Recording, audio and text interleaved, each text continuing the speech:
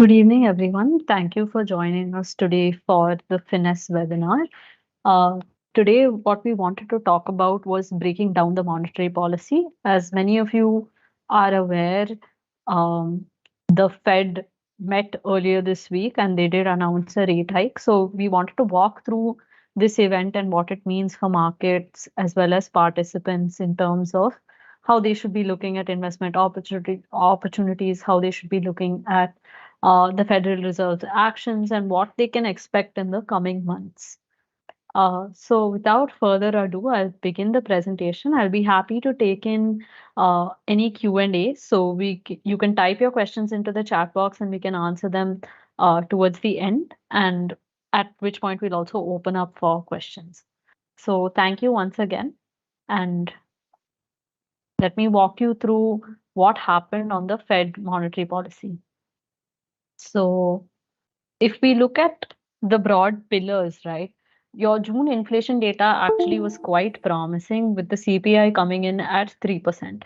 So this is something that the markets were actually waiting for because it shows that the Fed is actually much closer to its 2% target of inflation, which they've been extremely vocal about since last year.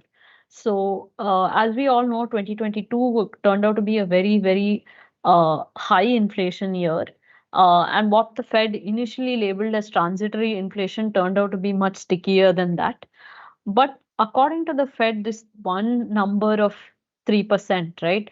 Uh, that's your overall CPI number. But when they look at core CPI, that was at 4.8, which is still what is keeping the Fed on its toes.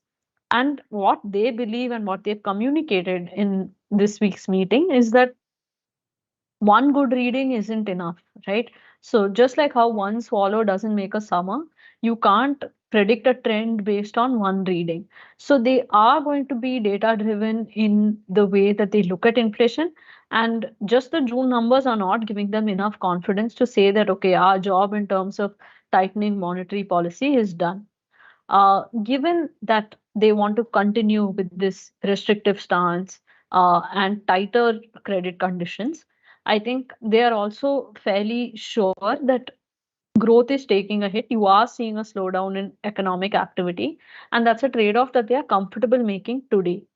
Um, so that is as far as inflation growth and the stance of monetary policy are concerned. With respect to what they actually did, they increased federal funds rate from 5 to 5.25 to 5.25 to 5.5%. So this effectively is the highest level since 2001. So for the Fed, we are actually in new territory, right? They've not had these kind of levels in terms of interest rates in the past, and that is something that the market also has to adjust towards. So the idea is that now with the Fed funds rate where it is, the stance is still restrictive, but you're in positive real rate territory, and the Fed is actually shrinking its balance sheet and unwinding certain past QE actions as well. So, and this decision in terms of rate hike was unanimous, right? So all members actually agreed that rate hike of 0.25% was warranted. And it's not like you're seeing a divergence of opinions within the committee as well. And when it comes to the market, also, if we looked at what the market was pricing in terms of a rate hike post the policy, we were seeing a 0.25% number there, which essentially means this is what pretty much everybody expected. And this is what the market has factored in, this is what the Fed has factored in, and everyone is on the same page. Now, of course, certain market participants do think that uh, there is no need to be hiking so aggressively, given that this has been the fastest pace of rate hikes ever in the Federal Reserve's history. But I think one thing which has actually differentiates this cycle from the previous cycles is that labor market conditions have been extremely supportive of Fed actions in this cycle. So your unemployment rate is still at around 3.5%, and the labor force participation rate has actually improved. And granted that between the June policy and the July policy, there's been a slower rate of job additions, but it's still a positive number. And you're actually seeing So the problem for the Fed earlier this year was that uh, you had wage inflation and you had high negotiating power from the employment side, right? So now you're seeing better balances on that front, and uh, that could actually be one of the important things in driving future monetary policy actions. So, a quick overview of what has happened on this month's policy. I think the Fed has been fairly vocal in communicating that inflation still matters the most, right? So, that's still the number one priority as far as the Federal Reserve is concerned. Um, and they will do anything to handle inflation and bring it down to that 2% that they're anchored at. The second thing is that the labor market has actually been fairly tight, which means that as far as markets are concerned, our employment numbers have been strong and they can afford to keep hiking because wage inflation has also been good. So, as they're bringing down inflation and wages, your real wage would basically go up. So, the market itself has been quite supportive of a higher interest rate scenario. The third thing is coming towards the banking sector risks. So this was something that was completely unanticipated in the early part of the year. And then you had your Signature Bank, you had your SVB, and these kind of banking failures made the Fed a little shaky. There was also a lot of concern about whether they would be able to continue on this path of fighting inflation or whether they would have to do firefighting in a different dimension in terms of helping banks or a bailout. Now, some of those concerns have actually been put behind us because you're seeing mergers and acquisitions happen in the US banking system. Their banking system is actually quite different from ours in the sense that they have a lot of regional banks, and regional banks have much more curated offerings and uh, niche, like even the risks associated with regional banks are different. So now with their M&As coming in, it looks like you'd have a consolidation on that side. And the banking sector risks seem to be slightly behind us for the moment. Then we have the next element of this week's policy is that policy has actually been fairly data driven, right? And even last month, when the chair, Jerome Powell, was talking about how things are going to go, uh, how policy is going to be given in the next meeting or future meetings, it's always been the stance of we'll go from policy to policy, meaning we, uh, we look at data that comes in now, we look at data that comes in between this meeting and the next meeting, and based on that data, that's how we're going to make our decisions. So there's not been too much forward guidance, right? So the market doesn't really know what the Fed is going to do next or what the Fed is thinking about. Uh, you do have the summary of economic projections from June, which gives us some guidance of where they think things are going to be uh, between meeting to meeting. But it is pretty much, there's no point in anticipating too much or trying to guess, okay, what is the Fed going to do? Because directionally, they have not given you any guidance apart from the fact that inflation is their number one priority. It has been for quite some time and will continue to be so. And when it comes to interest rates, the Fed has been in positive interest rate territory for some time now. And we are at positive real rates, which effectively means that your interest rate minus your inflation is a positive number. And that's kind of new because last year, with inflation so high, you were in negative real rate territory. And this rate hike cycle has actually brought us into positive real rate territory. And that means that more or less you are in a restrictive environment, meaning money is not so freely available. Somehow the capital markets have still not responded to this situation yet, but those things take time, and the Fed is also fairly cognizant of the fact that uh, markets take time to react to monetary policy actions, and it's not going to be an immediate sort of effect. And there is a lag between policy action versus actual effects on the economy. And the last thing is that GDP is expected to be below trend. And so far, from whatever communication we have from the Fed, that doesn't seem to be a number one concern or a burning concern. So they're still growing. There is moderate expansion in the economy. It's just not growing as fast as it was before. And they're okay to take that kind of moderation in pace of growth. So this is broadly what happened in this week's policy. That's a recap of everything so far.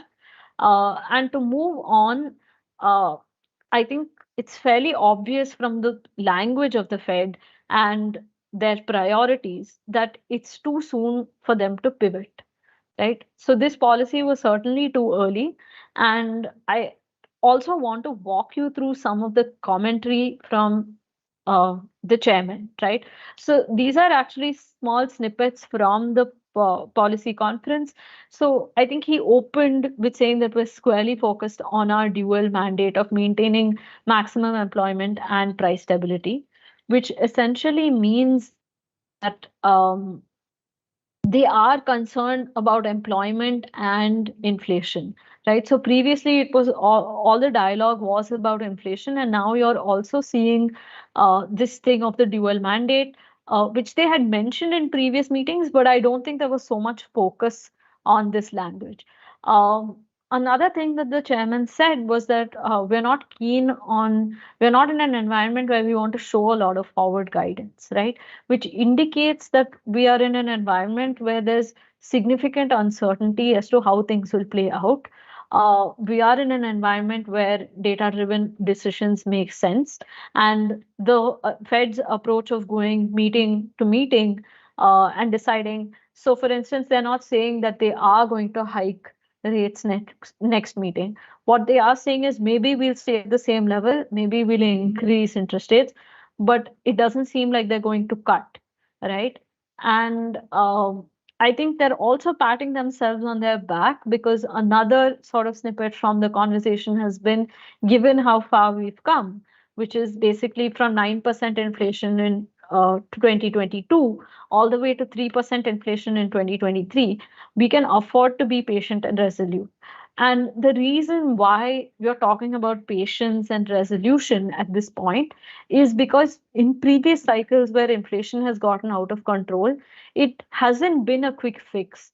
You know, you've not seen this kind of movement in inflation through monetary policy action over a year. Uh, it's often taken, especially from a 9-10% level, to come to 2%.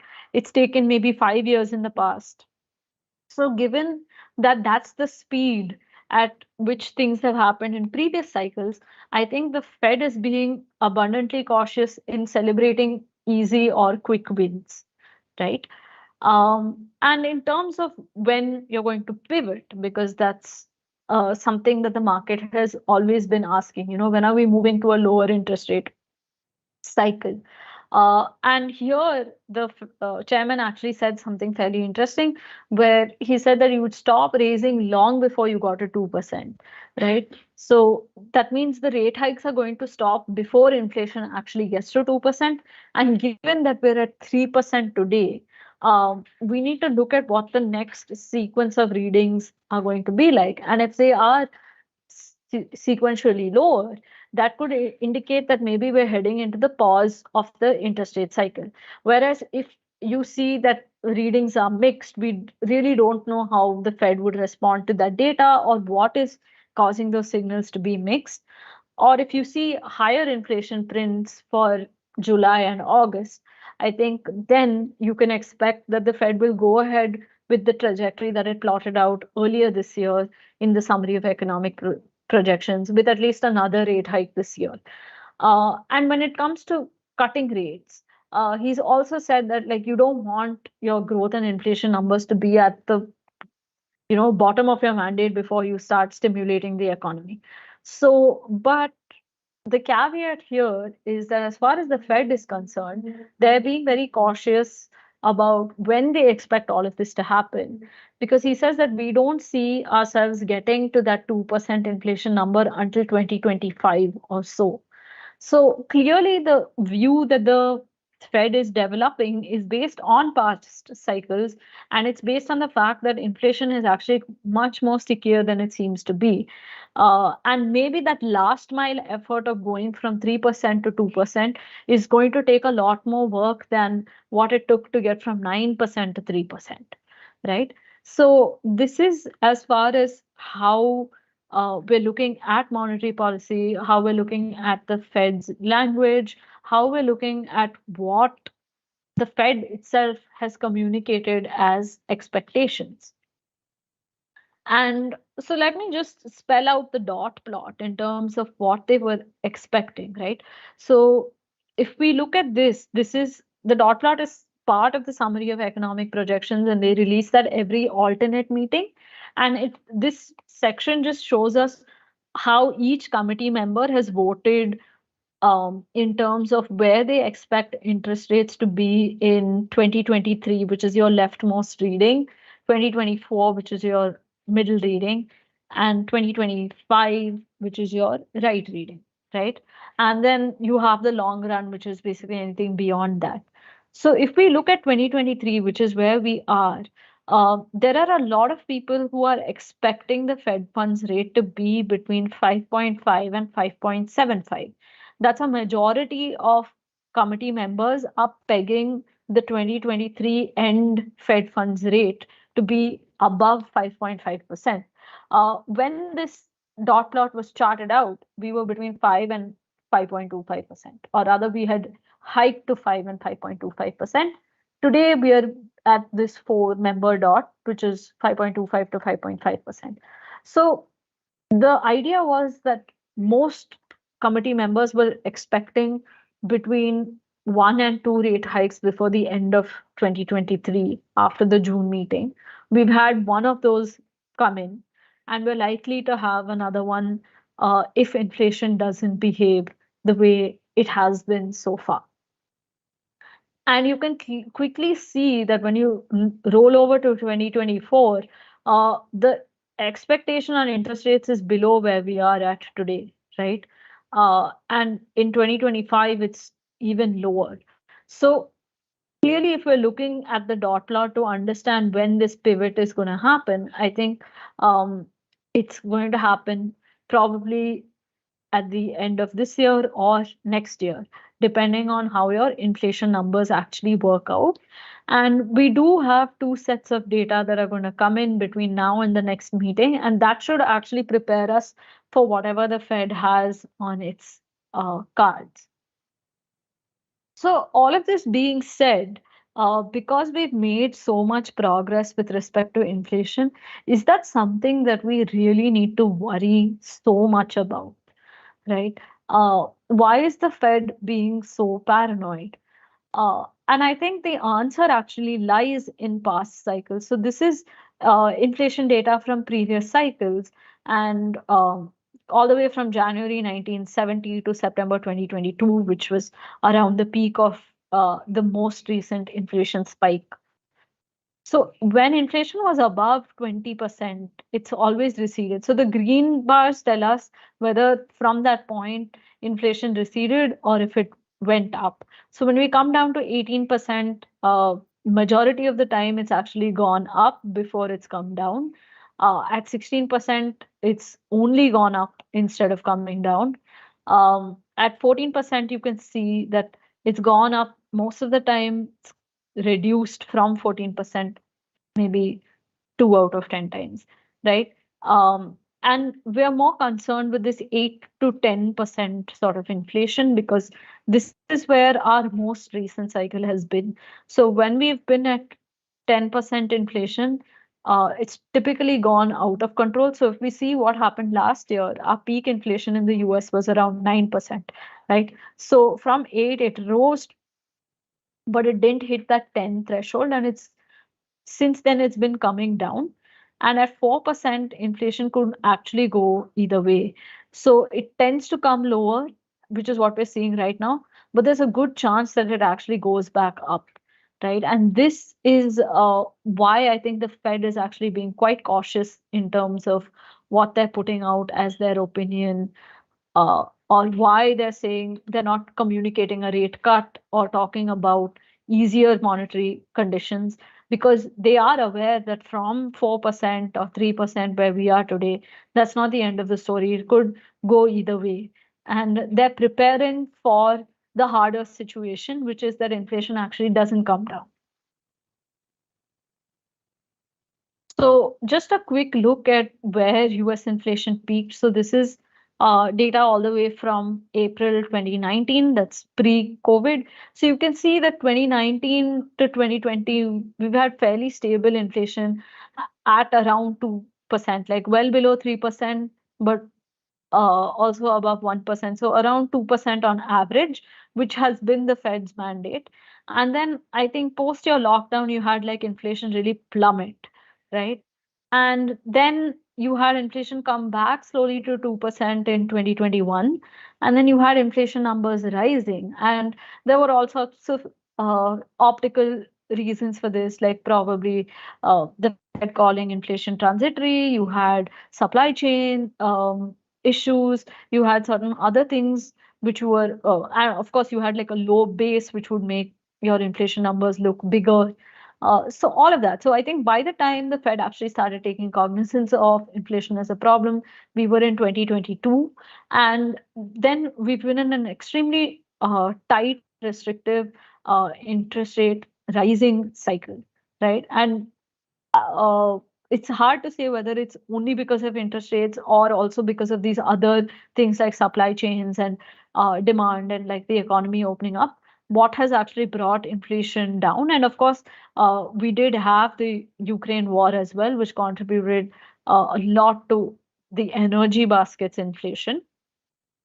So all of this has changed in 2023, and that could actually show us what's going to happen next, right? So today being at 3% inflation is actually a big win for the Fed. But the key thing is that if it's just going to be a point in time or whether it's going to be something even more sustainable than that. I think that's what the Fed is looking at. And I think earlier I had mentioned about how long in past cycles it takes before inflation comes down. And this is another interesting chart that we could look at. So the big thick blue line in the middle is your median, right? So when inflation has been at 4%, it's typically taken about 2.5 years before it comes back to 2%, right? So again, this is why the Fed is saying things like you're not going to see inflation come back to 2% until 2025, right? It seems crazy because we've moved from 9 to 3 in a matter of 12 months. So why would it take another 12 months to go from 3 to 2? And I think this past data kind of highlights why that could be true. That last 1% is actually a lot tougher to control than the previous 6%, right? So similarly, from 6 to 3%, it's taken close to 7 years. And from 8%, it's taken maybe again 6, 7 years. And from 10%, which is basically where we were in this cycle, it's taken about 5 years. So I think keeping all of this in mind, the Fed is being not so if we're looking at 5 years from 2022, we're looking at 2027. So their 2025 estimate actually accounts for a faster uh, deceleration in inflation numbers. Um, so I think this is the key thing. A lot of us aren't are optically looking at the difference between 3 and 2% and comparing it with 9 and 3%. And somewhere maybe the Fed is looking at a different set of data that market participants aren't giving enough weight to.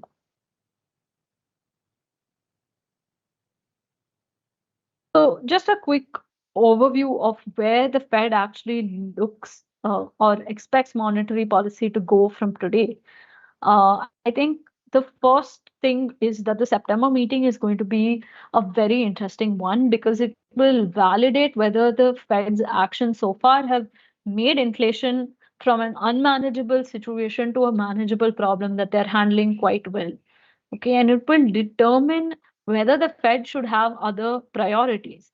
Because so far the labor market has been very supportive. But if you're going to have a situation where inflation is moderate, right? Okay, 2% is where they want it to be. But if you have 3% inflation, but you have a growth issue or you have a labor market issue, then the Fed will have to alter its priorities. They have talked about their dual mandate. So, one thing that will come into the picture is whether these other priorities will actually get a front row seat if the data turns one way or the other. And what data are we expecting? You'll get two sets of inflation numbers as well as two sets of the job data before the September meeting. So I think you'll have August and July for both those numbers, right? And so the next 8 weeks are actually going to be pretty crucial. And anyone who's tracking this and who's looking at what is going to happen or what those numbers look like will have some idea of okay what the Fed is also expecting and how they are going to respond to the market. So we saw the dot plot earlier, right? And that showed us that the Fed is still expecting to raise rates once more this year. But by the time we get to September, there's going to be a new dot plot, and that dot plot could actually look very different from what we're seeing today. Um, and I think a lot can actually change in 8 weeks. So for now, it would be best for us to wait and watch. But from what the Fed has communicated so far, they seem to be on top of inflation, right? So anything that's not going their way, the response has been very hawkish. So it's going to be about having more restrictive policy actions. It's going to be about having higher real interest rates. It's going to be about withdrawing stimulus from the economy. So the response is very aggressive to anything where inflation is going to rear its head. And as far as the Fed is concerned, they don't want to look at a pivot. So even if the inflation data looks promising, I think what they've communicated is that they're not going to be very proactive in, sort of like doing a U-turn and cutting interest rates immediately. So I feel the way that they are looking at the interest rate trajectory right now is that they've raised rates a fair amount, then they're going to pause before they begin to cut rates. And this is because inflation is still a bigger priority than growth. They're going to prioritize managing inflation over supporting or stimulating growth at this point. So you can expect restrictive policy actions. It may not be very in your face like rate cuts are. It could even be in the form of unwinding QE, which there's a lot of, honestly, in the market. So I think that's what we can expect from the Fed. And if, as an investor, you were looking at how to factor interest rates into your financial decisions, I think this is a quick and easy framework, right? So, first, we need to understand the mechanics of interest rates. So, when we're in a low interest rate cycle, uh, it's cheap to borrow money and your return on safe assets reduce. So, we all know that when interest rates are low, if we go to the bank and we want to open a fixed deposit, you know that you're going to get like 4%, 5%. That's the kind of return that you make. So your riskier assets tend to outperform because nobody wants to save and grow money at 4 or 5%, right? So then you see a lot of flows moving into higher risk assets, and there's a risk on sentiment in the market. Um, at the same time, when interest rates are more neutral, you don't have to worry about inflation. You don't have to try very hard to get that extra return that you would have to search for in a low interest rate situation, because your purchasing power is retained. So, keeping money in the bank doesn't necessarily mean that you're going to lose money. And I think today that's where we are at, right? If you go and open your fixed deposit, you're probably going to get a deposit at around 7%. At the same time, your inflation numbers have been below your band of within your band of 4 to 6% at around 5 odd percent. So you can it also makes leverage or borrowing selectively attractive, right? If you're getting a good rate on a home loan, or if you're getting a good deal on certain things, it makes sense to borrow and uh, earn income from assets, because asset growth is also more sustainable. The numbers here are more realistic in terms of what you can anchor to. When you get to higher interest rates, it's really expensive to borrow. So those investors who or savers who have been on floating rate loans would have felt the pinch this year, because your borrowing costs would have gone up significantly, right? And your return on safe investments also will rise, because you're at a higher interest rate. There is a risk of sentiment, and your quality assets will outperform. So if you ask me where we are today, we're somewhere between neutral and high interest rates. We could head into higher interest rate territory if, for many reasons. So one, if inflation gets out of control domestically in India, that could happen because we're looking at an El Nino year. You also have a lot of uncertainty with respect to oil prices, which typically tends to be the thing that tilts inflation one way or the other for us. Um, we're also on neutral rates because we're growing well. We're able to handle higher interest rate scenarios, unlike most other advanced economies. So somewhere between these two. So we are at risk of. I mean, it pays to be cautious in today's markets. You're seeing the equity markets hit all-time highs consistently, week on week, and there are safer parts of the market. Quality is worth looking into. There is a lot of merit in increasing allocation to fixed income, because if you see a mean reversion on the other asset classes, then fixed income is the one place where you can preserve value of what your savings are and also pivot and add into other asset classes. You have a lot of quality assets both on the bond and stock side if you're looking at higher quality, higher cash flow opportunities. All of this is available, right? Um, so with that, I think we can open up for questions. So I will just leave our coordinates here. And do we have any questions? Okay, so how should one start learning about macroeconomics? I think it's fairly simple. Like if you're a beginner or if you're in college, you can pick up uh, a textbook, or if you want something else, you could look at Khan Academy. They have good videos on macros. You can start reading economic reports that are issued by different investment strategists or economists, and that should give you a good idea of how uh, things work.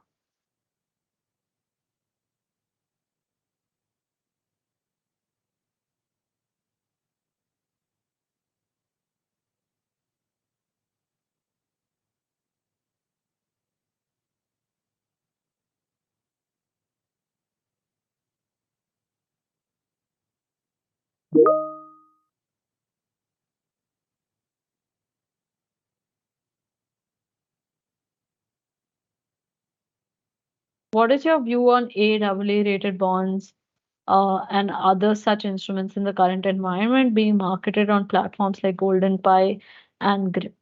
Okay, so I think I'll break this down into two parts.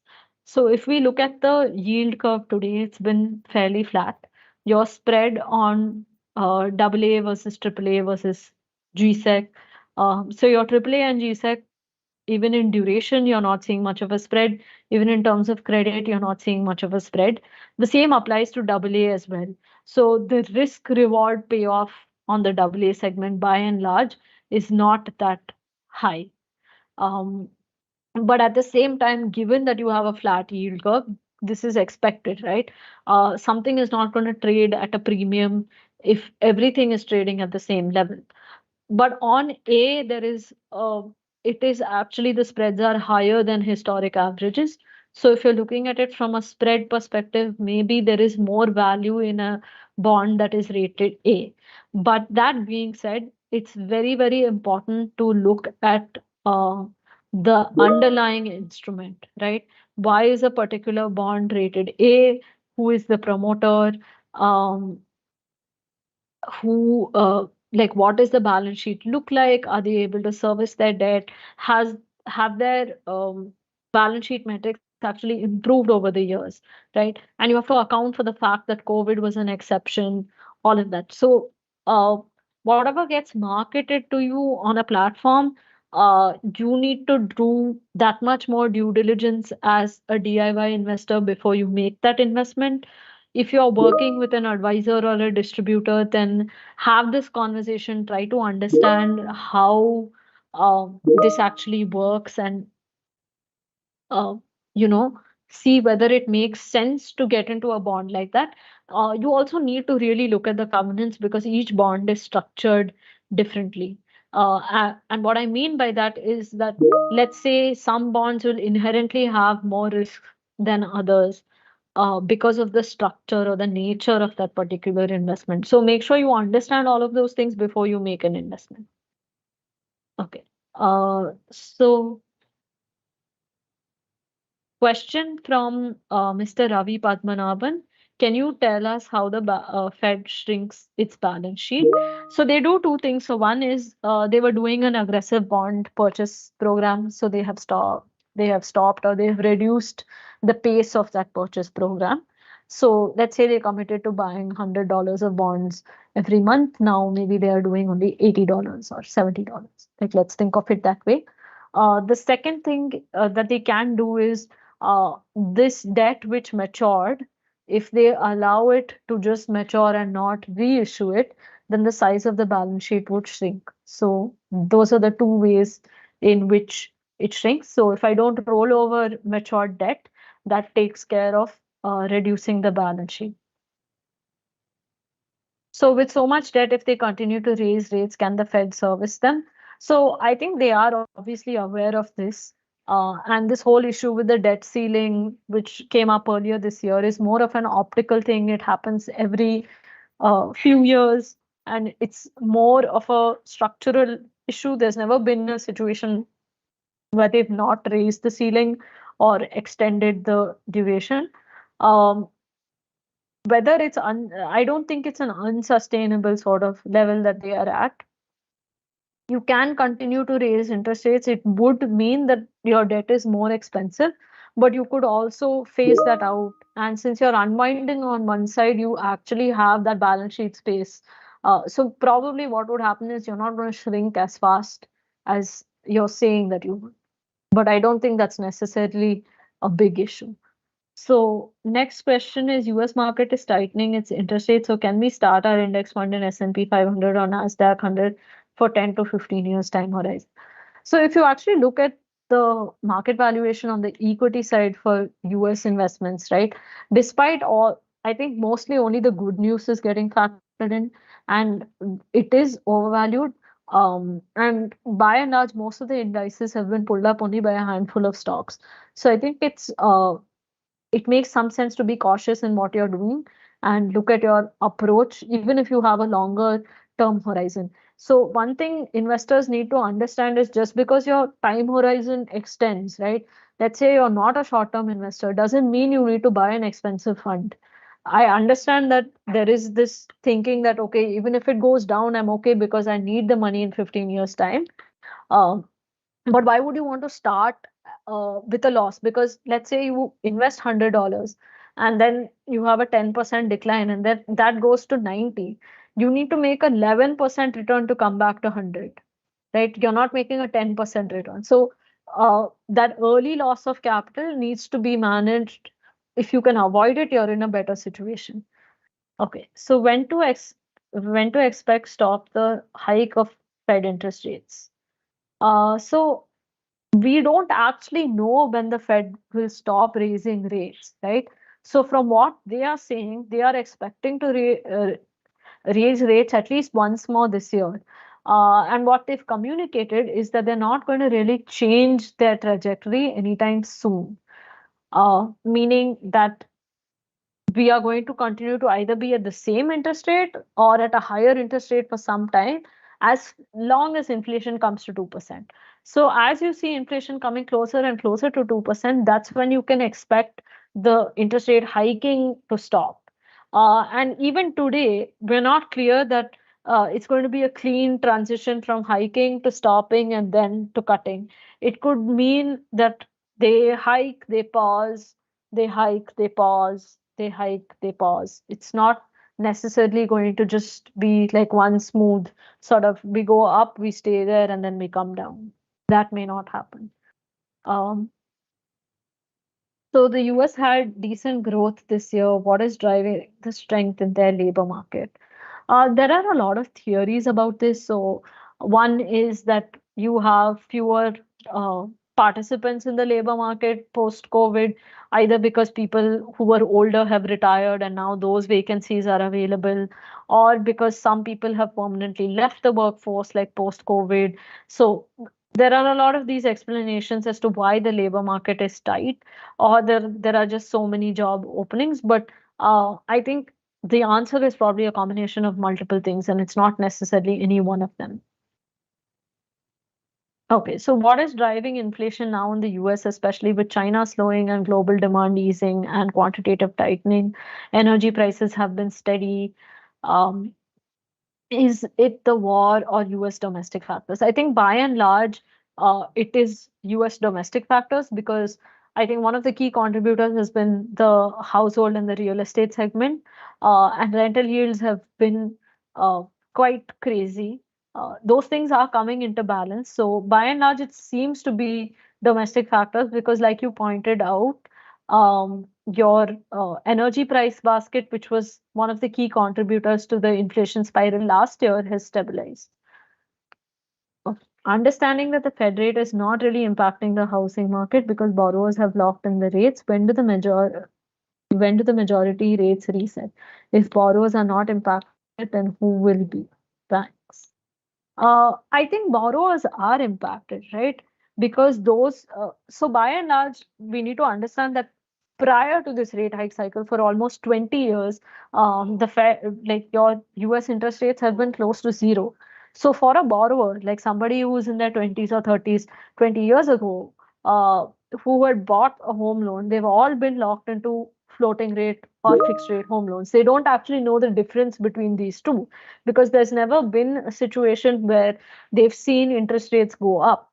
So you do have borrowers who have been heavily impacted, and a lot of American growth in the last couple of decades has been through borrowing, right? So I think it would not be accurate to say that borrowers have not been impacted by the rate hikes. Of course, banks have been impacted, right? Because you have your hold to maturity basket, which has come into light. A lot of people are finally realizing that, okay, you can't just mark down an asset in your hold to maturity bucket and then not have an impact on your balance sheet, because there are situations in which you would have to sell hold to maturity securities and then your mark to market losses will show up, which is basically what happened with uh, SVB, right? So banks are impacted, borrowers are impacted. The cost of borrowing has gone up for banks, right? Because the thing is, now if you look at the US, like your money market rates are much more attractive for a saver. So if banks want to compete for capital, then they do have to raise their cost of capital in terms of what they're offering savers. So yes, I think both sides do have some impact.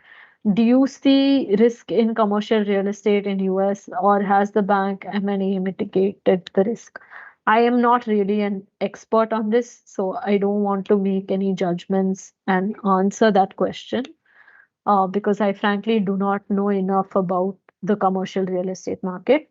Um, does positive real rates in US, EU, and developed economies have a risk to emerging fund flow and increased currency risks in EM? So, as of now, only the US is in positive real rates. Like, if we look at the EU and the UK, they're not really in positive rates, they're far from it. They have much longer way to go than the US, to be honest. Uh, I think to a certain extent, maybe, but we have to factor in other things also, right? When it looks at flows. So if we look at the flows that have come into Indian markets this financial year from foreign investors, that's been almost 80,000 crores. That's a lot of money that's come into the markets. And primarily it's because India has a better growth story. And it's not just India, there are other EMs also where you're seeing uh, flows go in. So your carry trade doesn't necessarily work that way, because if you have higher cost of borrowing in the US, so for instance, servicing a 5% loan in dollars is more expensive than servicing a 5% loan in INR, right? So it's not necessary that just because they're in positive real rates that money is going to flow there. There are other factors we would have to consider. Okay. So how is India placed, and why has it not appreciated much against the USD as against any other emerging market currency? Has the RBI been holding the rupee steady within the 80 to 83 range? Um, so I think by and large, we've had a good like trade account surplus deficit that has been managed fairly well. And that's owing a lot to the price stability. Last year, there was a lot of speculation about whether the RBI is like not manipulating, but whether they're maintaining the currency within a particular band.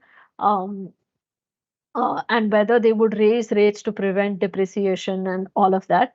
But from whatever official communication we have from the RBI, it doesn't seem like they're specifically intervening in the currency markets to keep this. They have been buying dollar assets, they have been buying gold, and all of that has actually strengthened the RBI's balance sheet and gives them the room to act should they need to do something on the currency front. Uh, but actively in terms of policy, I don't think there's any communication there. Okay, the last question on this lot.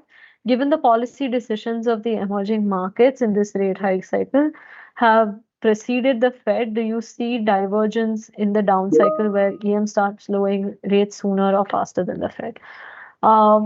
Okay, so I think emerging markets, there is already divergence in policy, right? Like if we look at it, RBI stopped hiking rates before the Fed paused. We also have other inflation concerns. So, like for instance, the El Nino concern is a bigger thing in India than it is in the US. And I think monetary policy converged around the pandemic because everybody needed to stimulate the economy, everybody needed to keep money free flowing, everybody needed to make sure that benefits were going to people who didn't have any access or source of income during the pandemic. So there you had a convergence, but each country actually dealt with the pandemic and pandemic related challenges in a very different way. So your stimulus itself was different. So your recovery from that, right, has also been different. And so your monetary policy actions from there have actually diverged. I don't think it's just about this down cycle of when you're going to start lowering rates. We've already moved on to different trajectories, and we're not all on the same page anymore. So any significance of Fed rates with the dollar index? I'm not sure what that question means. So if you could elaborate, and if I am able to answer that, I would be happy to do that. What is your recommended gold investment method? Gold Bees or SGB? Both are good. So your SGB pays you interest, and you also have certain benefits on the capital gains side, but it's illiquid and you cannot really do anything else with that. Uh, Bees are liquid. You get the actual price of gold, and it's great for tactical allocation. I don't think you need to look at one over the other, but do speak to uh, s- whoever is working with you on your investments to ask them what would be suitable for you.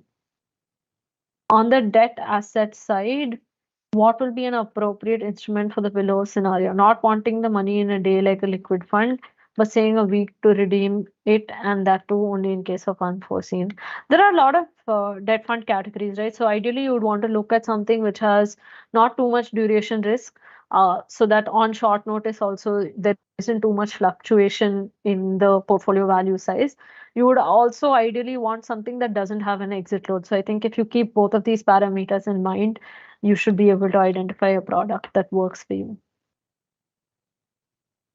Uh, I think the Fed is in the final stage of monetary tightening. What is your opinion on this? So, a few of the charts that I had shown you earlier, right, in terms of how long inflation takes to come back or halve from the level that it's at, I think that indicates that we're really not done, which would make me rethink whether we are at the final stage of monetary tightening or not. We've done a lot, that's for sure, and we've done a lot more than, or the Fed has done a lot more than it has in the past. And it might seem like this is too much or this is enough, but whether it is or not actually remains to be seen. Okay. Do you think the prolonged phase of elevated interest rate hike on the US will hit the economy and may push it into a recession? Uh, I think, okay, so one of the things the Fed chairman actually said in this policy conference was that they do have a difficult task in terms of balancing both the risks. If you tighten too much, you're going to push the economy into recession. If you don't tighten enough, then you're going to leave people with an inflation problem.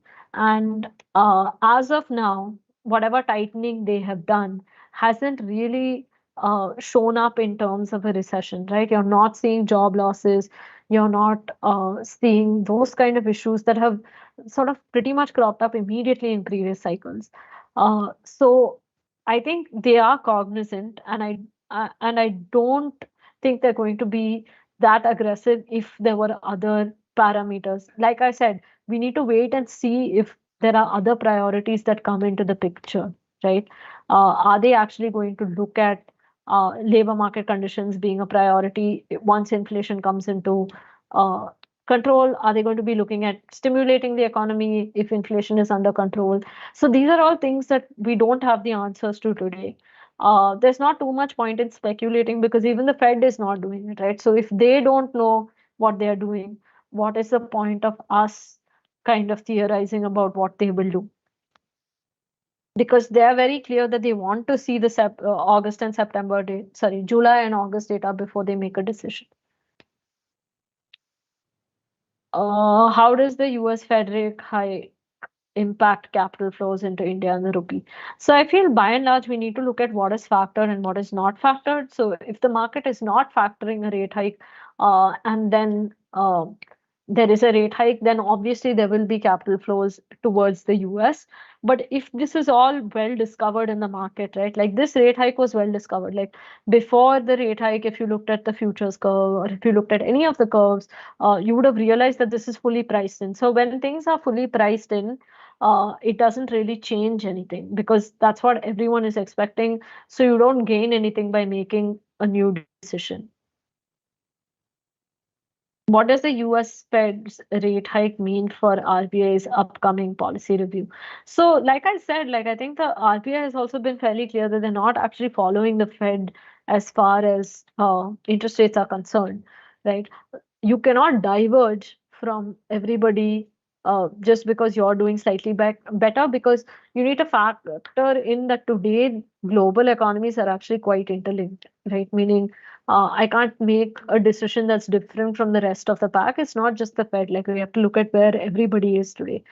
At the same time, like I mentioned, our biggest inflation concern actually comes from oil as well as the El Nino, because if you have a bad year in terms of food production and if you have food inflation, which you're already seeing in certain elements of like tomatoes, potatoes, onions, um, then the RBI would have to act in some direction in terms of taming inflation. And that may involve a rate hike, it may involve other policy measures. You really don't know. I mean, we don't need to assume that the rate hike is the only solution. That's what I'm trying to say.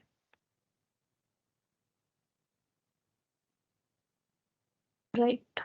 So I think we have a couple of more minutes before the end of this hour. So I will just keep an eye on the chat in case there are any more questions that come in, and I'd be happy to answer them. But I'd like to thank everyone once again before we close for joining us on Saturday. And this is something that we endeavor to do for you all in a continuous basis. So any questions or any suggestions, or if you feel like you'd like to have a session on something else, please do write to us. These are our coordinates. You can drop us a message and you can accordingly, we'll be happy to get back to you. No, sorry, the presentation is not available, but you can, I think, access this video on YouTube in case you need any data from this. Uh, I think you could probably, with respect for investing in bonds, you can get in touch with our team, and I think I'm sure one of our people will be able to help you. All right. Thank you, everyone. I'll be ending the session and hope to see you soon.